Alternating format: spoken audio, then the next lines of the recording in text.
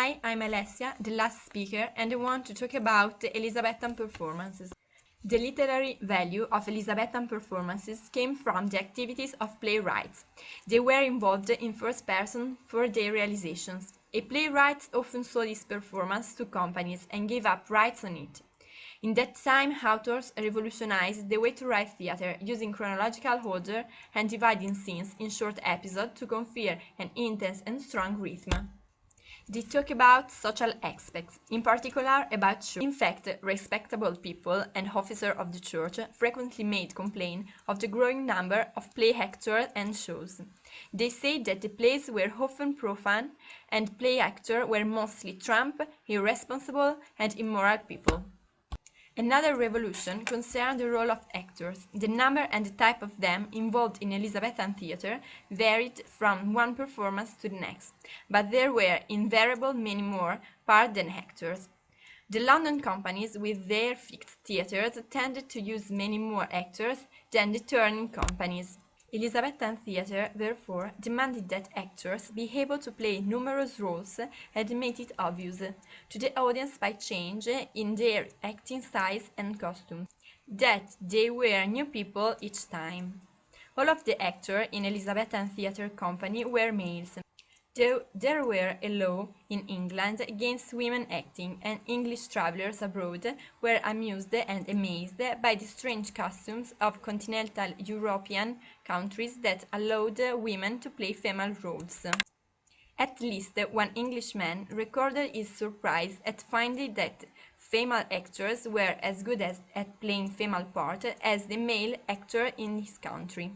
The male actors who played female parts have traditionally been described as boy actors, but there is now an academic controversy about exactly how old these actors would have been. Some academics are convinced that very young actors couldn't have any possibility to play such important, complex, and emotionally difficult parts. Elizabethan theatres normally perform different plays for every day of the week. The Elizabethan actor didn't have much time and had to prepare himself for each new play on his own and in his spare time. He used to repeat the afternoon performance in the evening at Noble's Palace.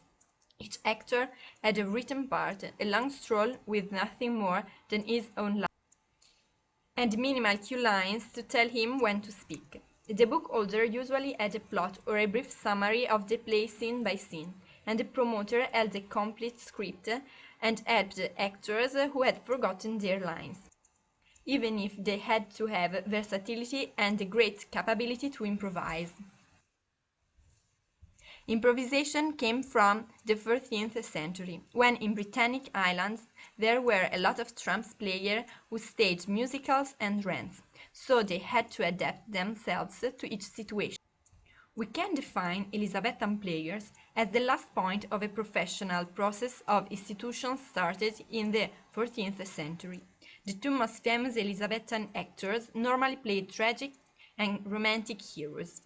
They were Edward Hallin, lead actor of The Admiral's Men, and Richard Barbage, who was the lead actor in Shakespeare Company. Elizabethan costumes were a strange combination of what was modern dress at the time and costumes which had historical reference. Extensive makeup was almost used, particularly for the boys playing female parts, and with dark makeup on the face and hand, actors played blackamoors and Turks. The Elizabethan theatres didn't use fixed scenery or painted backdrops, of the sort that became popular in the Victorian period. A number of other simple special effects were used. Real cannons and pistols were fired off when ceremonial salutes or battles were required. Elizabethan actors carried flaming torches to indicate that a scene was taking place at night. The law expected plays to last between 2 and 2.5 hours. Performance probably ran without any sort of interval or act breaks, and music was played between acts or certain scenes, where candles had to be replaced between acts. At the end of the play, the Elizabethan actor often danced, and sometimes there were clowns or fools. In conclusion, with Elizabethan theatre started professional dignity, staging art the great stride to define players. More controls on shows conferred stability to the theatre, promoting the establishment of companies of actors. Stable theatre and government intervention control show business to support them.